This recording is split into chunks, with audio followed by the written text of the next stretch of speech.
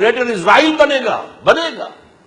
حدیث میں خبریں یہ سارے مسلمان ممالک تمہارے ہاتھ سے نکل جائیں گے مسلمانوں. یہ عراق اور اردن اور یہ اور وہ، یہاں تک کہ ترکی، سعودی عرب کا بھی شمالی حصہ نکل جائے گا. البتہ مدینے کا جو ان کا پروگرام ہے اس کو اللہ نہیں پورا ہونے دے گا. مدینے میں داخلے کی ان کو اجازت نہیں ملے گی. بہرحال یہ سارا کچھ ہونے والا ہے.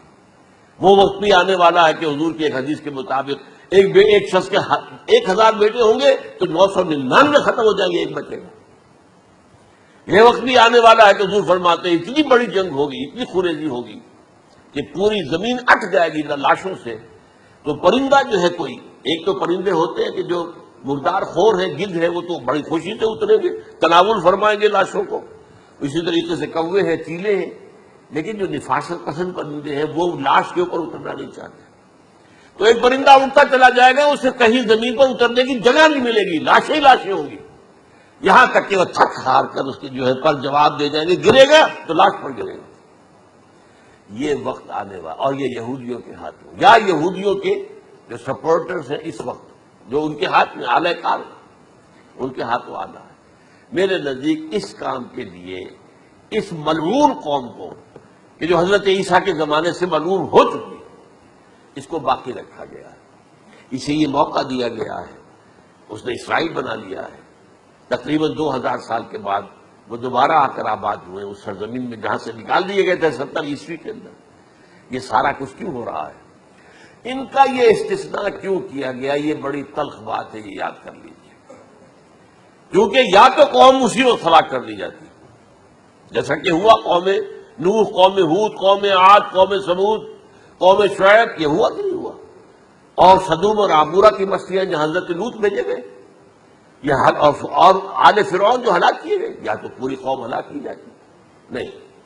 یہ یوں سمجھیے کہ اس پورے معاملے کو درمیان میں سے ایک وقفہ دے دیا گیا، حضرت عیسیٰ کو اٹھا لیا گیا اور حضرت عیسیٰ دوبارہ آئیں گے. یہ کیوں کیا گیا؟ اب اس میں بڑی تلخ بات آپ سے کہہ رہا ہوں، یہ آپ کے لیے قبول کرنا آسان نہیں، حلق سے نیچے اترے گی مشکل سے. اس قوم کو زندہ رکھا گیا ہے جو ملعون اور مغضوب علیہم قوم ہے. سب سورہ فاتحہ میں مفسرین لکھتے ہیں ضالین یہ نصارہ ہے اور مغضوب علیہم یہ یہودی ہے. اور قرآن کہتا ہے لعن الذین کفروا من اہل الکتاب علی لسان داؤد وعیسی ابن مریم، لعنت کی گئی. ایک ملعون اور مغضوب قوم کے ہاتھوں آخری امت محمد اور اس کا بھی بہترین حصہ، اس پر عذاب ان کے ہاتھوں آئے گا. عربوں پر عذاب یہودیوں کے ہاتھوں، اس لیے ان کو بچایا گیا. یہ میں نے کئی دفعہ واقعہ سنایا، مولانا اسلائی صاحب بتایا کرتے تھے، کیونکہ وہ راجپوت تھے، یو پی کے راجپوت مشرقی حصے کے، کہ ہمارے ہاں کوئی نوجوان اگر کوئی بڑی گری ہوئی حرکت کرتا تھا تو اس کے سر پر چمار کے ذریعے، چمار کے ہاتھوں جوتا لگوایا جاتا تھا.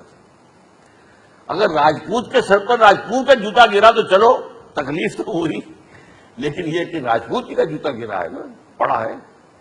لیکن راجپوت کے سر پر چمار کا جوتا، جس کو آپ انگریزی میں کہتے ہیں to add insult to injury, وہ تکلیف بھی ہے جوتا کھانے کی اور انسلٹ ہے کہ چمار مار رہا. یہ امت سب سے خیر امت ہے، کنتم خیر امت اخرجت للناس. اس کے لیے عذاب بھی بدترین آئے گا.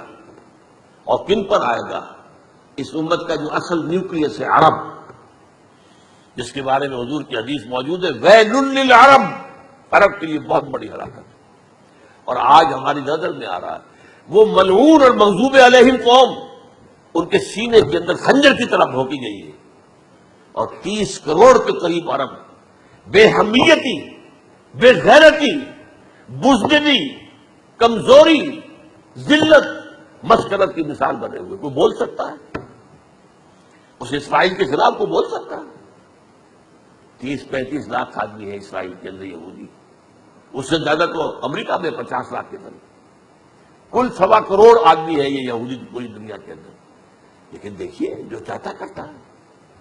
جب چاہا اس نے عراق کے ایٹمک انسٹالیشن کو تباہ کر دیا، اور سعودی عرب کی فضا میں اس کو فیول تک کیا ہے انہوں نے. دوبارہ ری فیولنگ جو ہوئی ہے ان کے جہازوں کی، وہ سعودی عرب کی فضا میں ہوئی. اللہ تعالیٰ نے یہ کوڑا ان مسلمانوں کے لیے رکھا ہوا ہے کہ جن کے رتبے ہے سوا، ان کی سوا مشکل ہے. جتنا اونچا مقام اللہ نے دیا عربوں کو، ان میں حضور کو اٹھایا، ان کی زبان میں اپنا آخری کلام نازل کیا، تو ان کی ذمہ داری بھی بہت ہے. جن کے رتبے ہے سوا، ان کی سوا مشکل ہے. یہ ہے میرے نزدیک واللہ اعلم